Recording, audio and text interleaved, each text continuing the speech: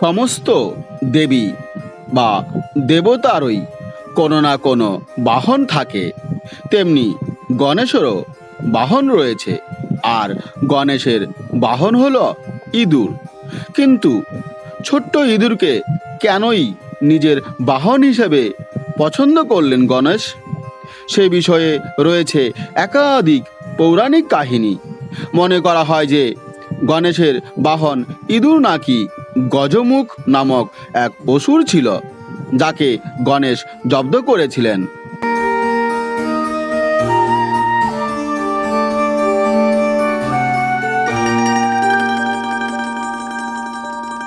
ভাদ্রপদ মাসের শুক্লপক্ষের চতুর্থ তিথিতে গণেশের জন্ম। এই কারণে এদিন গণেশ চতুর্থী পালিত হয়ে থাকে। শাস্ত্রমতে পুজোর জন্য যে গণেশের মূর্তি আনা হয় তাতে মূষক থাকতে হয়।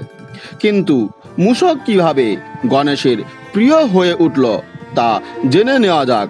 চলুন বন্ধুরা, আজ জেনে নেওয়া যাক কিভাবে মূষক গণেশের বাহন হয়ে উঠল।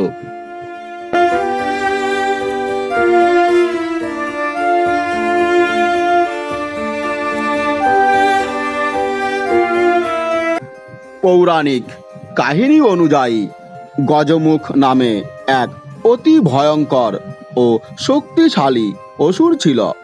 নিজেকে সর্বশক্তিমান করে তুলতে, এমনকি দেবী দেবতাদের নিজের নিয়ন্ত্রণে রাখতে শিবের কঠোর তপস্যা করে সে। কয়েক বছর পর তার তপস্যায় প্রসন্ন হয়ে শিব তাকে দেখা দেন। শিবের আশীর্বাদে গজমুখ দৈবিক শক্তিতে পরিপূর্ণ হয়ে ওঠে। পাশাপাশি শিব আশীর্বাদ দেন যে কোনো অস্ত্র দিয়েও তাকে মারা যাবে না।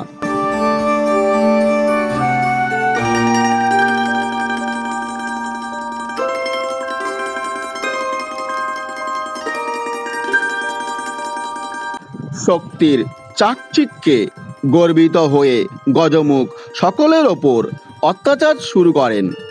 শিব, বিষ্ণু, ব্রহ্মা ও গণেশ ছাড়া সমস্ত দেবী দেবতাদের ওপর নির্যাতন শুরু করে সে। সকলকে নিজের পুজো করতে বলে গজমুখ।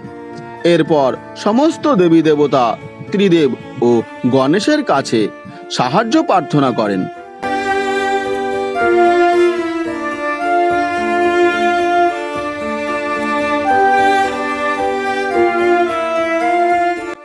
এরপর গণেশকে সেই অসুরকে জব্দ করার জন্য পাঠানো হয়। গজমুখের সঙ্গে গণেশের ভীষণ যুদ্ধ শুরু হয়। যুদ্ধে গজমুখকে আহত করেন গণেশ, কিন্তু তা সত্ত্বেও গজমুখ দমার পাত্র নয়, বরং নিজেকে এক ইঁদুরে পরিণত করে সে।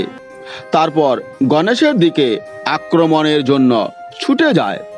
গজমুখ গণেশের কাছে গেলেই তিনি লাফিয়ে ইঁদুররূপী গজমুখের ওপর বসে পড়েন। তারপর গজমুখকে সারা জীবনের জন্য ইঁদুরে পরিণত করে দেন। তারপর থেকেই ইঁদুর তার বাহনে পরিণত হয়।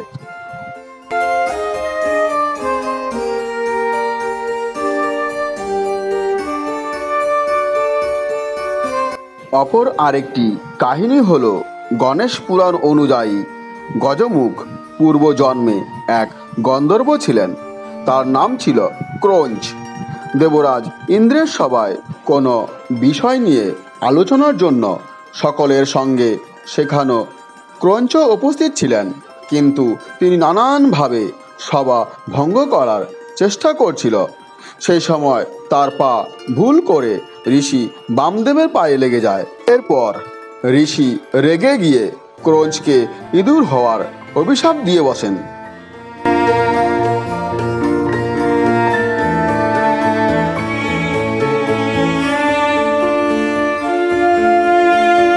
এরপরেই ক্রোঞ্চ অজ্ঞান হয়ে বিশালাকৃতি ইঁদুরের রূপ নিয়ে পরাশর মুনির আশ্রমে পড়ে যায় এবং সেখানে উৎপাত শুরু করে দেয়। এরপর পরাশর মুনির আবেদনে গণেশ ক্রোঞ্চকে ধরার জন্য পাশা ফেলেন।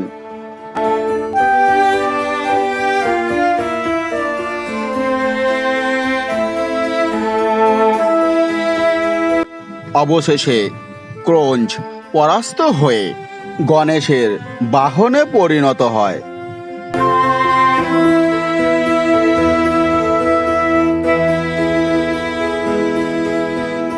এই ছিল একটি ইঁদুর কিভাবে গণেশের বাহনে পরিণত হলো।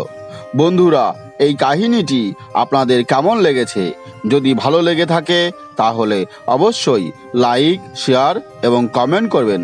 আর হ্যাঁ বন্ধুরা, চ্যানেলটি অবশ্যই সাবস্ক্রাইব করবেন, যাতে নতুন কোনো ভিডিও আপলোড হলে সঙ্গে সঙ্গে আপনাদের কাছে তার নোটিফিকেশন পৌঁছে যায়। ভালো থাকবেন বন্ধুরা, দেখা হবে পরবর্তী ভিডিওতে। আজকের মতো এ পর্যন্তই।